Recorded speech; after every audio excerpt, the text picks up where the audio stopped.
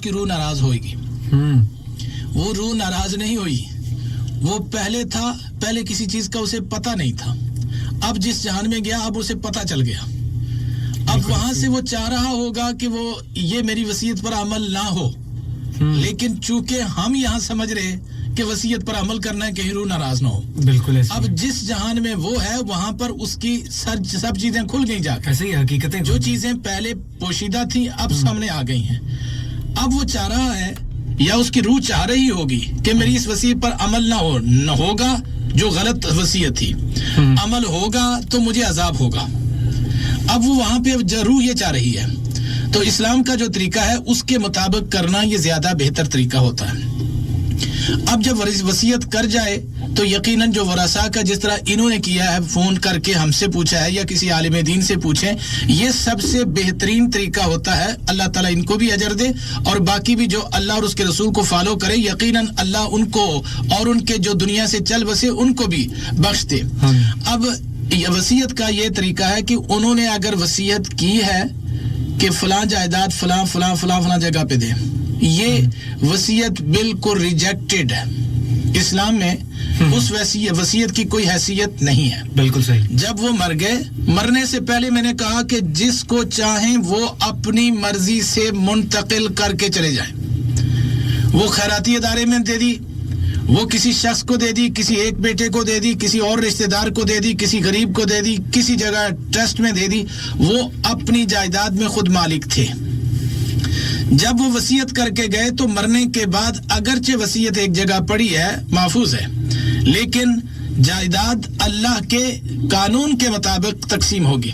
जो जायदाद में जितने हकदार हैं, बेटा है उसका कितना हक है, बेटी का कितना हक है, बीवी का कितना हक है, बाकी रिलेटिव्स हैं उनका कितना हक है।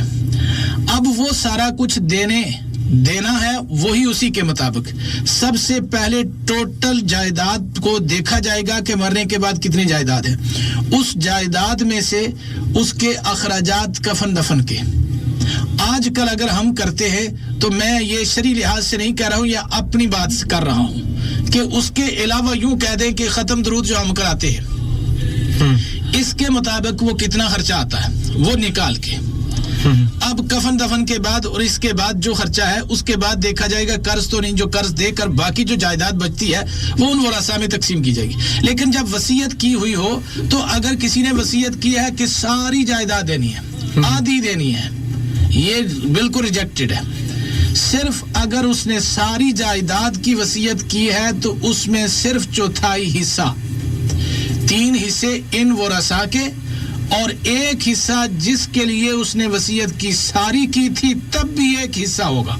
बिल्कुल सही। 1 हिस्सा उसमें से निकाल के, तो गोया अब क्या होगा कि टोटल जायदाद कफन दफन से और दीगर अखराजात से और कर्जा से निकाल के, अगर नहीं है तो ना सही कर्जा निकाल के, बाकी जितनी जायदाद बची उसमें जितनी उन्होंने वसीयत की कि फलां शख्स को देनी है या फलां ट्रस्ट को देनी है, मस्जिद में देनी है, किसी जगह भी देनी है, या किसी एक शख्स के लिए रिलेटिव, उसमें से वो चौथा हिस्सा उसको दे दिया जाएगा। बाकी 3 हिस्से जो है वो फिर वरासा में तकसीम किए जाएंगे। अल्लाह की तकसीम इस तरह की है और यही तकसीम करने में उनको भी अजर मिलेगा और जो बकिया वारिस हैं वो भी जुल्म से बचेंगे। अगर ये कहें कि उन्होंने वसीयत की, देखें जहां एक तरफ आम मामलात जिंदगी के मामलात में देखें कि अगर एक तरफ वालिद साहब का फैसला एक तरफ बेटे का फैसला है तो फैसला किसका चलेगा? हम किसकी बात मानेंगे? यकीनन वालिद की मानेंगे। तो जहां वालिद की बात हो, जहां किसी वली की बात हो, जहां किसी शख्स की बात हो, जहां किसी भाई की बात हो, रिश्तेदार की बात हो, कितना भी बड़ा क्यों नहीं है, अल्लाह के मामले में तो किसी की बात नहीं है।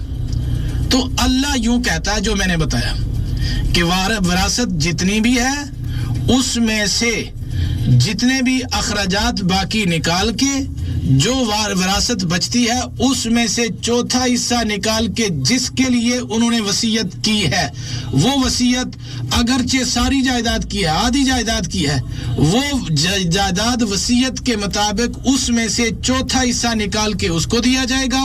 बाकी जो 3 हिस्से हैं जो अल्लाह की तकसीम है उसके मुताबिक बेटे में, बेटियों में, बीवी है اور دیگر جو رشتہ دار ہیں ان کو اپنا اپنا حصہ مختص جو قرآن اور حدیث کے مطابق. اب آپ کا سوال ہوگا کہ کتنا ہے, چونکہ وہ تفصیل ہے وہ ہمیں یہاں نہیں بتا سکتا, وہ ریٹن صورت میں یا کسی عالم دین کے پاس یا میرے پاس آ جائیں تو بتا دیا جائے گا وہ تفصیل کے ساتھ.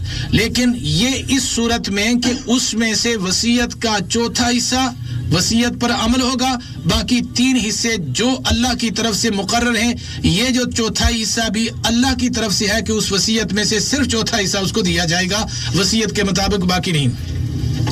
اب دوسری جو بات انہوں نے کہی تھی کہ وصیت انہوں نے کی ہے کہ اگر جسم کے اعضاء, آنکھ, گردہ وغیرہ, یہ ساری چیزیں جو بالکل